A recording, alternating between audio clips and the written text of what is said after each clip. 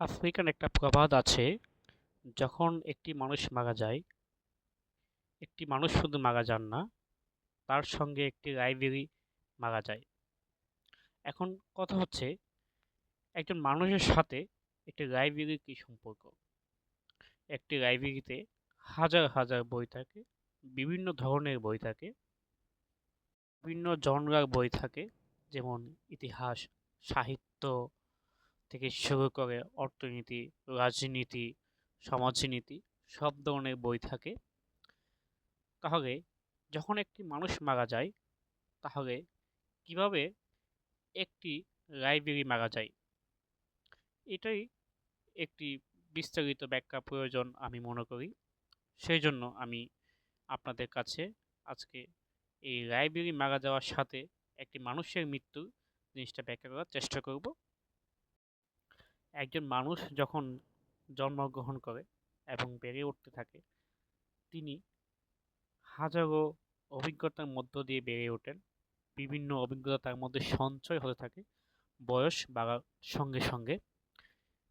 বলা হয়ে থাকে শিক্ষা দুই ধরনের, একটা প্রাতিষ্ঠানিক শিক্ষা বা আনুষ্ঠানিক শিক্ষা, আরেকটি অনানুষ্ঠানিক শিক্ষা।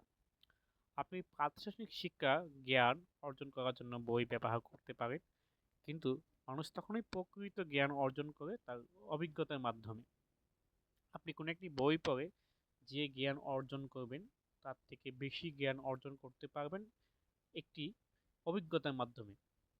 সেজন্য এই যে আফ্রিকান প্রবাদ, অর্থাৎ একটা মানুষ, ধরুন একজন মানুষ যখন 60 বছর পর্যন্ত বেঁচে থাকেন, তার জন্মের পর থেকে 60 বছর পর্যন্ত যে অভিজ্ঞতা সঞ্চয় হয়, যে জ্ঞান তিনি লাভ করেন, সেটি সেটি কোনো একটি লাইব্রেরিতে থাকা অসংখ্য বইয়ের মধ্যে যে জ্ঞান থাকে, তার থেকেই কোনো অংশে কম নয়।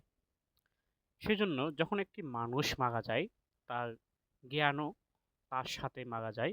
তার জ্ঞানের যে ভান্ডার আছে, সেগুলো তার সাথে মারা যায়।